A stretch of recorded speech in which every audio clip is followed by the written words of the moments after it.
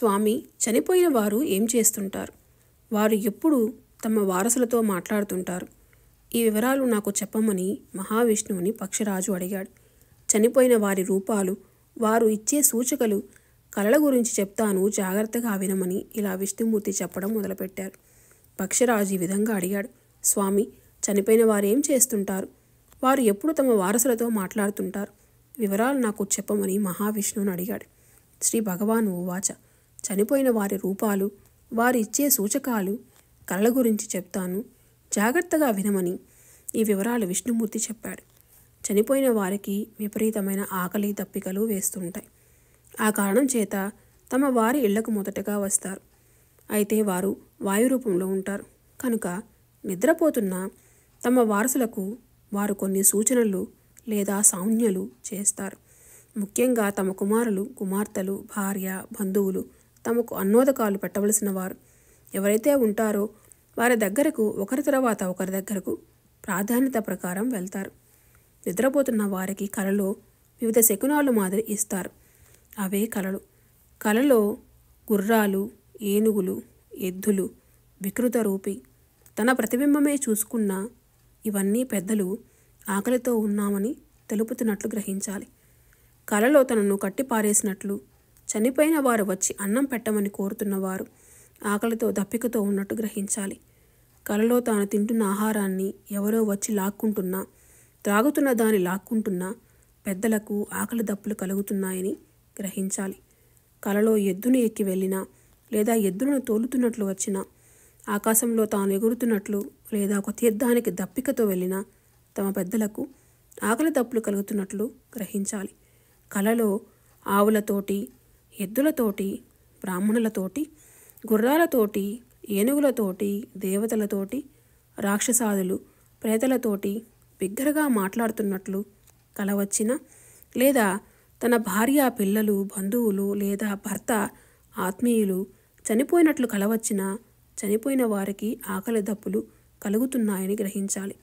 ఆకలి దప్పులతో ఇతరులను అడ్డుకుంటున్నట్లు కలవచ్చిన పెద్దలకు ఆకలి దప్పులు కలుగుతున్నాయని గ్రహించాలి. కలలో తన కుమారుడు పశువులను తోలుతున్నట్లు లేదా తండ్రి, సోదరుడు, భార్య మొదలైన వారిని ఇంటి నుంచి వెలగొడుతున్నట్లు కలవచ్చిన, మేలుకొన్నాక పెద్దలకు కనీసం తిలతర్పణాలు అయినా విడవాలి. ఈ విధమైన చిహ్నాలు కలలో కనిపించడం పెద్దల తమతో వాచ్యంగా తమకు ఆకలి దప్పులు అవుతున్నట్లు చెప్పారని గ్రహించాలి. నిద్రలేచిన వెంటనే తలారా స్నానం చేయాలి. గృహంలో కానీ లేదా పవిత్ర ప్రదేశంలో కానీ, తీర్థం దగ్గర కానీ వెంటనే తర్పణాలు వదలాలి. నల్లని ధాన్యాలు బ్రాహ్మణులకు దానం ఇవ్వాలి. వేద పండితులు లేదా స్మార్తులను పిలిచి వారికి స్వయంపాకం ఇచ్చి దక్షిణతో నమస్కరించాలి. ఈ విధంగా విష్ణుమూర్తి గరుడునికి మధ్య జరిగిన ఈ సంభాషణ విన్నా, చదివినా కలల వలన దుష్పరిమాణాలు కలగవు, ప్రేతపీడలు తొలగుతాయి అని గరుడ పురాణం చెప్తోంది. నిద్రించేటప్పుడు పెద్దలు ఇచ్చే సూచనలను జాగ్రత్తగా అనుసరించాలి. ఇదే పెద్దలు మాట్లాడే విధానం. మనకు ఇష్టమైన వారో ఇష్టం లేని వారో కలలోకి రావడం ఈ విధమైన సూచకాలుగా గ్రహించాలి.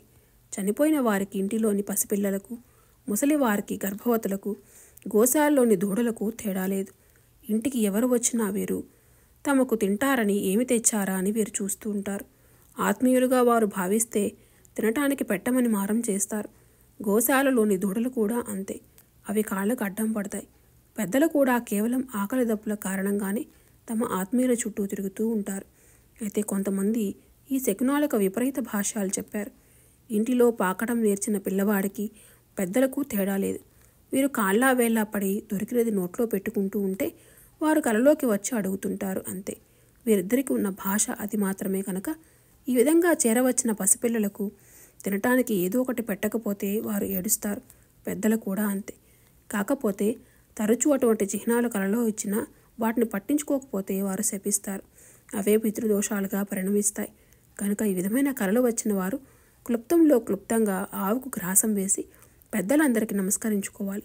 పసిపిల్లలకు, ముసలివారికి, గర్భవతులకు, గోశాలలోని దూడలకు, ముఖ్యంగా పెద్దలకు మనకు మాదిరిగా జిహ్వ చాపల్యం ఎక్కువగానే ఉంటుంది. అయితే వారు ఇతరుల మీద ఆధారపడిన కారణం చేత మనకు అది వింతగా అనిపిస్తుంది. మనం తినేది మాత్రం గమనించుకోం. ఇదే తేడా. అందుచేత చనిపోయిన వారు కలలోకి వస్తే భయపడాల్సిన పని లేదు. వారు ఆకలితో వచ్చారని గ్రహించాలి.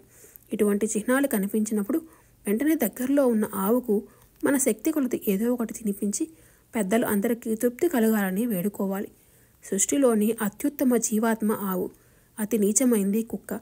పితృపక్షంలో ఆవును పూజ్యభావంతో అర్చిస్తే కుక్కకు కారుణ్యభావంతో ఇంత ఆహారం వేయాలి. కాకులు పితృదేవతా స్వరూపాలు. చీమలు ప్రాణిదయకు పాత్రములు. ముఖ్యంగా పితృపక్షాల్లో పితరులు వివిధ ప్రాణుల వాయు రూపంలో భూలోకానికి వచ్చి తమ ఆత్మీయులను ప్రాధాన్యత ప్రకారం ఆశ్రయిస్తారు. తెలుసో తెలియక చేసిన తప్పుల పాపాలు పోవాలంటే పితృదేవతలను అర్చించాలి. పితృగీతలు చదువుకోవాలి. దీనివల్ల ఆగ్రహంతో ఉన్న పితృదేవతలు కొంత శాంతిస్తారు. తరువాత కేవలం గోగ్రాసం వేయడం చేయాలి. దీనివలన గోమాత అనుగ్రహం వలన దోష తీవ్రత తగ్గుతూ శ్రద్ధ పెరుగుతుంది. ఇప్పుడు బ్రాహ్మణులకు స్వయంపాకం ఇవ్వటం వంటివి చేయాలి. ఆ తర్వాత కులాచారాల ప్రకారం తెల్లతర్పణాదులు ఇవ్వటం చేయాలి. ఆ తర్వాత పిండ ప్రధానాదులు చేయాలి. ఆ తర్వాత వివిధ దివ్యక్షేత్రాలకు వెళ్ళి పిండ ప్రధానాదులు చేయాలి. ఈ విధంగా క్రమసోపానంలో వీటిని చేసుకోవాలి. వీటి వలన శాంతి పొందుతున్న వారు క్రమక్రమంగా వీటిని చేయనిస్తారు. ఒకేసారి ప్రయత్నించవద్దు. దీనివలన చేసే పని మీద శ్రద్ధ లేకపోవటం, నవ్వులాటకు చేయటం, విమర్శించటం, ఇతరులను శంకించడం, చేసేటప్పుడు కోపం రావటం వంటివి సృష్టించి ఫలం రానివ్వకుండా ప్రేతలు చేస్తాయి.